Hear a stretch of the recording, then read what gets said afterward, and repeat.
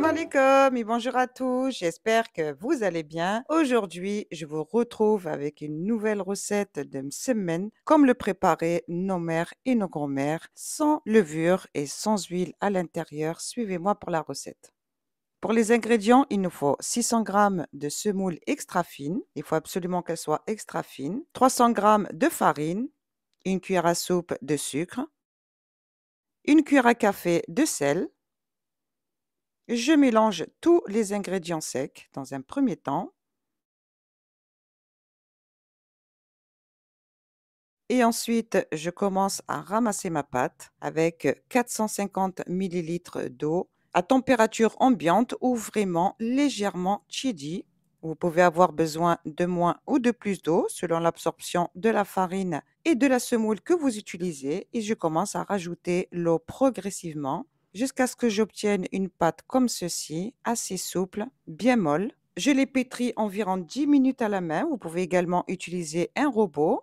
Je recouvre d'un film, d'un torchon et je laisse reposer minimum 1 heure. Vous pouvez également préparer la pâte la veille au soir pour le lendemain. Voilà. Pour ma part, je l'ai laissé reposer 2 heures. Voilà, la pâte est devenue vraiment très souple comme vous pouvez le voir. Voilà, elle a eu le temps de pétrir encore. Plus vous la laissez reposer, la pâte devient souple. Entre-temps, j'ai fait fondre du beurre avec un peu d'huile. Personnellement, je préfère faire mon feuilletage avec le beurre, ça donne plus de goût. Et je viens façonner des boules comme ceci. Voilà, moi je vais préparer des msemen assez grands. Vous pouvez diminuer la grosseur des boules que je viens déposer sur un plateau huilé. Je huile le dessus des boules pour pas que la pâte ne sèche. Je laisse reposer 15 minutes et je prends la première boule que j'ai façonnée. Voilà, je viens huiler généreusement mon plan de travail. Je pose la boule et je huile bien mes mains.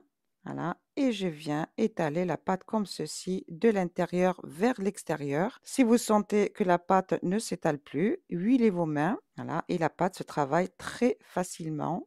Voilà. J'étale ma pâte jusqu'à ce que je vois le plan de travail à travers. Voilà, pour avoir un bon feuilletage léger à l'intérieur et un bon croustillant à l'extérieur.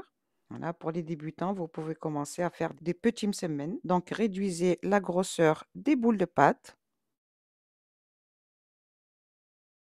Voilà, une fois que j'ai bien étalé ma pâte, je viens huiler le dessus généreusement. Voilà, pour obtenir un bon feuilletage.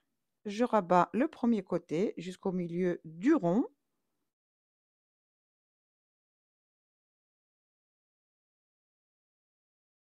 Je viens imbiber de mon mélange beurre-huile. Voilà, il faut bien huiler à chaque fois que vous pliez la pâte pour avoir un beau feuilletage. Voilà, et je viens former un grand rectangle comme ceci.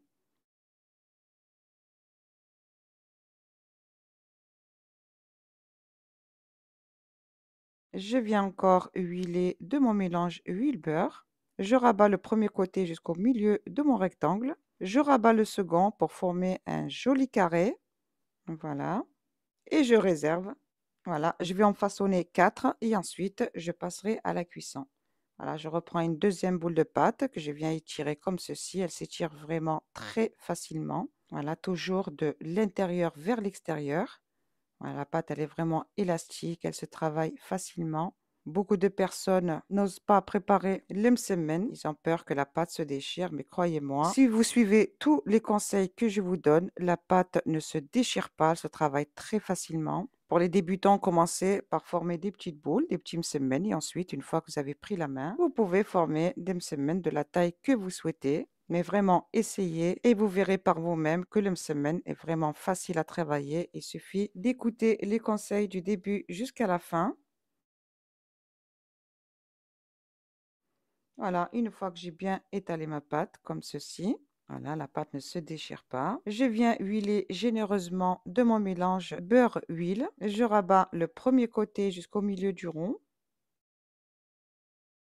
Voilà, j'oublie pas d'imbiber pour avoir un bon feuilletage. Je rabats le deuxième côté.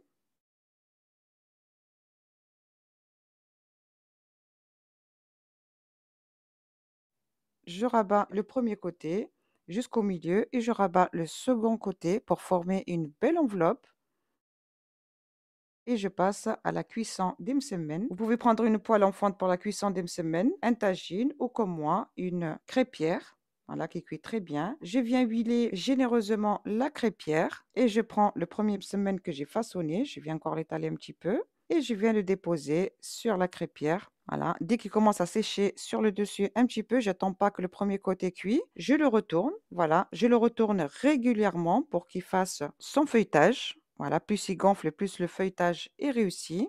Voilà, je le retourne sur lui-même jusqu'à ce que j'obtienne une belle couleur dorée, plus ou moins dorée. La cuisson reste à votre convenance et je fais de même avec le msemen et toutes les boules de pâte qui me restent. Voilà, j'attends pas que ça cuise, dès que ça sèche un petit peu. N'ayez pas peur, le msemen ne se déforme pas. Vous pouvez lui redonner sa forme initiale en l'aplatissant un petit peu sur le dessus. N'ayez crainte, vous n'allez pas vous brûler car la pâte elle est encore crue sur le dessus.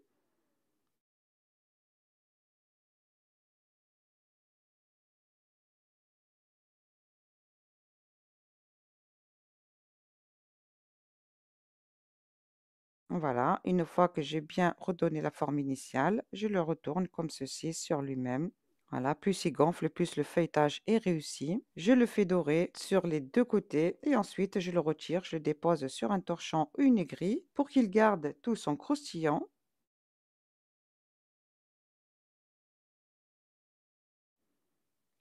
Voilà, j'ai fini de faire cuire les msemen. Voilà, on obtient des msemen avec une très jolie couleur, un bon feuilletage à l'intérieur. Voilà, moi, ce qui me plaît, que le feuilletage soit vraiment très léger et une croustillance à l'extérieur. Les msemen ne sont pas caoutchouteux. Ils se mangent très facilement, accompagnés d'un bon verre de thé ou en sauce, comme je vous l'ai dit, que je vous mettrai la recette prochainement, Inch'Allah. Voilà, le feuilletage est vraiment parfait. Voilà, à l'intérieur, les feuilles sont vraiment très légères. On voit la main à travers et on a un super croustillant à l'extérieur. Voilà, il ne vous reste plus qu'à préparer la recette et à me faire un petit retour en commentaire. Et je vous dis, n'oubliez pas de vous abonner, de liker et de partager autour de vous. Et je vous dis à très bientôt pour de nouvelles recettes, Inch'Allah.